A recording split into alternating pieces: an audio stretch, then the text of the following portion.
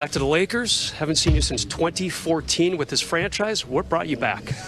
I love the energy around the organization, and being in some tougher situations over the past couple years. This is a tough league. It's a man league. You grow up, you add family, you add all these other responsibilities, and when free agency started, I heard from Rob Pelinka, Frank Vogel. I heard from a lot of people on the staff that were really excited to have me become a part of this team, and the energy around the situation, trying to win, really putting all the eggs in the basket to get number 18 really resonated with me, and now I know what it really means to put on this Laker jersey and try to do the unthinkable. Being a 10-year vet, undrafted, it's been a crazy ride. So I wanted to go to a place where I would give myself the best chance, to accomplish some of my dreams. So many different faces on this team, 10 in all. Yep. How's the chemistry, though? You guys obviously had a pretty good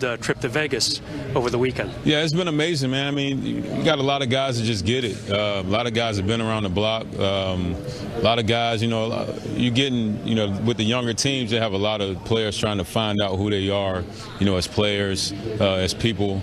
But we got guys here that been around the block that have weathered so many storms and that are seasoned, and great mix of young players too. Malik Monk, Kendrick Nunn, undrafted guy, Austin Reeves. So it's a really good mix of youth and experience. Let's talk about your role. You're a 3-and-D guy. That's what you've kind of shown over the years. Do you expect to start or come off the bench? And what do you think you can bring to this team?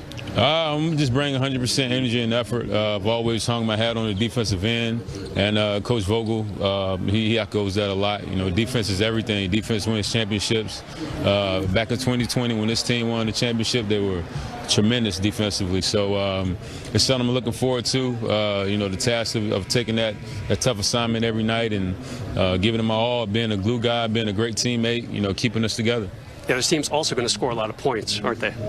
Oh yeah, I mean, we're going to get out and run, but it starts with defense. If we're defending at a high level every night, it's going to be that Showtime Laker basketball everyone's looking for, with Russ and Bron, AD attacking out in the break, me running the lanes, and a lot of shooting. We got some 40%. Tray ball shooters here, so it's going to be a lot of threes raining as well. Yeah, and you're one of them. 41% last season. I don't remember that skill when you were with the Lakers. It was good, but you've really refined it over the years. Exactly. Once you start playing, you understand what keeps you on the floor. Playing defense and knocking down threes. I played in Atlanta back in my first year in 2015, and I really perfected the corner three, and that kept me on the floor down the stretch. And as I've gotten older, just learning which ones to take. Playing to your strengths and being ready to shoot is a really big thing. And I know that Bron, Russ, and AD are going to attract so much attention getting into the paint. And Rondo being a great passer that he is, just being ready to shoot and letting it fly. A lot of people saying this team should get to the NBA Finals, maybe even win a championship. How do you guys kind of brush that off and say, hey, if it happens, great, but we got to play every game like it's important? Yeah, LeBron said it at our mini camp down in Vegas. We can't skip steps. As much as we can, foreshadow that, or foresee it, or speak it into existence as people like to do. There's still work to be done. The worst thing we could do is underachieve as a team. I think if we go out with the right mindset every night, looking to play the best of our abilities, play within each other, regardless, win or loss, learn from our experiences, we'll be right where we want to be when the time's right. Yeah, a lot of people saying also this team's a little old. They got 10 guys, 32 and over. Frank Vogel was asked about it last week. He said, I don't like that narrative. These guys are good. They can play. What are your thoughts on that? Yeah, I mean, this age is being redefined, across every walk of life. If we want to stick with the sports, you look at Tom Brady.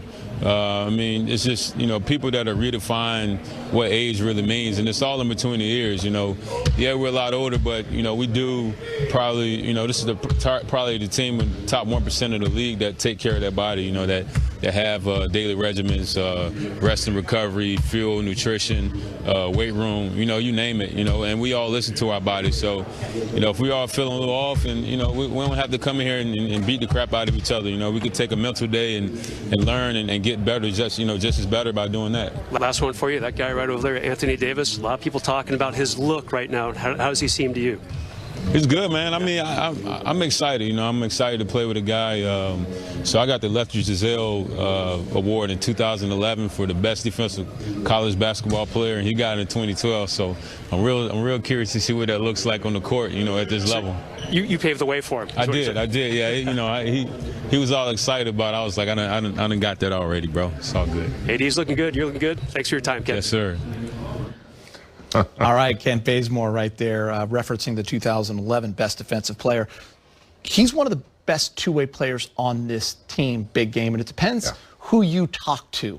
But there are people that believe he could crack that starting rotation and really be a part of it if he's defending that perimeter like we know he can.